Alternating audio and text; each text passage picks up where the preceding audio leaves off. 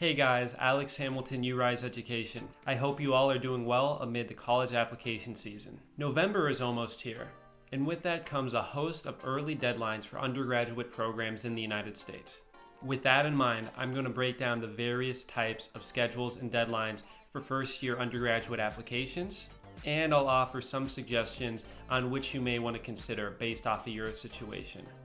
Today we're going to be looking at 5 types of decision schedules. The first is early decision.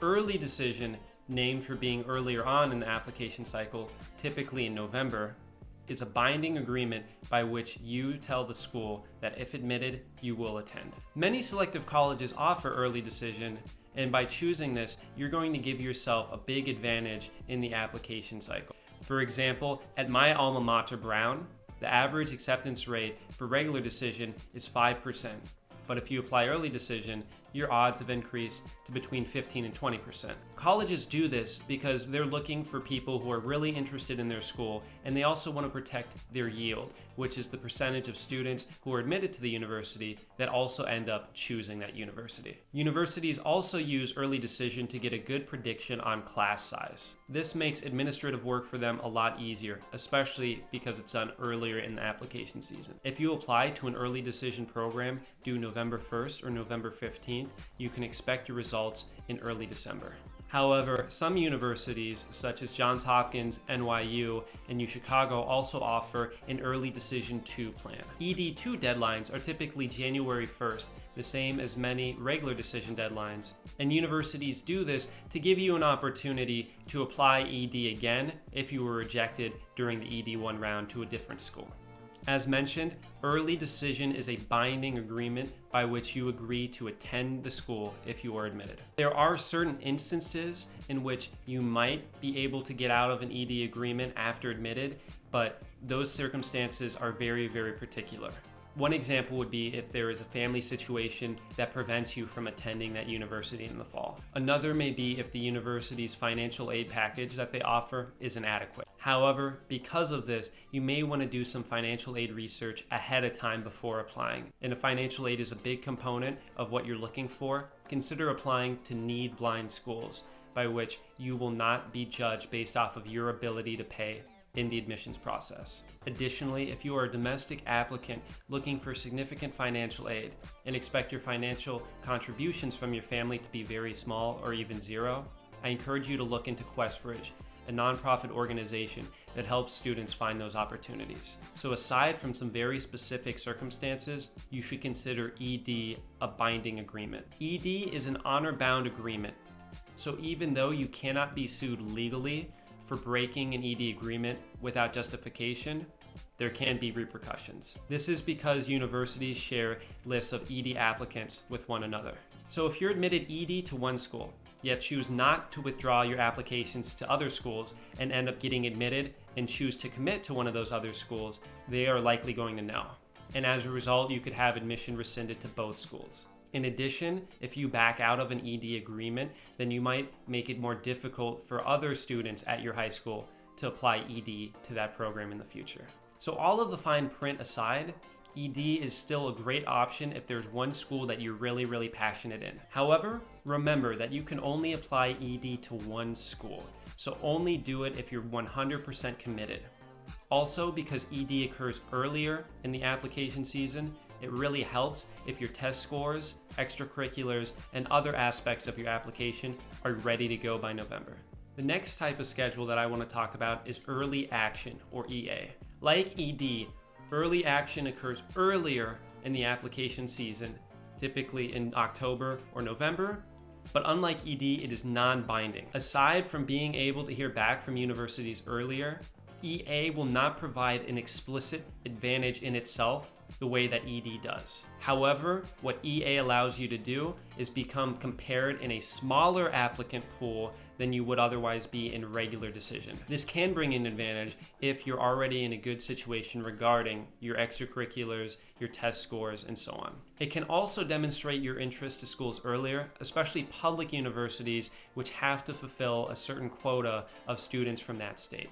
As a result, many, but not all schools that offer EA are public universities, such as the University of North Carolina and the University of Michigan. So if you're looking to apply to a school that has EA and you're already in a solid position regarding your applications in the fall season, you might want to look into it. Remember, since it's non-binding, you can apply to multiple programs using EA.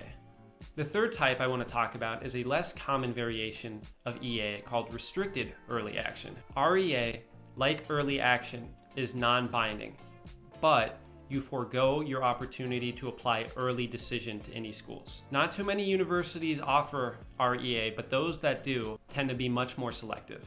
This includes Harvard, Yale, Stanford, and Princeton, and they use REA to gauge applicant interest. As a result, REA universities tend not to have ED as an option. So if you're aiming for one of these very selective programs that has REA and you're committed to it and decide that you would not like to apply early decision to any college or university, this is the choice for you. Before we move on, I wanted to add a brief point to the 3 types of early application schedules that we talked about. In addition to being either accepted or rejected as a result of these schedules, you could also be deferred. Deferral means that your application will be pushed back to a later round, typically regular decision, and reevaluated within that candidate pool. If this happens to you, you have an opportunity to strengthen your application, such as retaking an exam, pursuing more extracurriculars, or participating in a contest or competition. It's also a great opportunity to conduct a school visit or tour if you haven't already. One other thing to consider is that if you are applying through QuestBridge and you are participating in the National College Match, then for the most part, early application schedules will not be available to you. The next schedule I want to talk about is the most common one, and that is regular decision.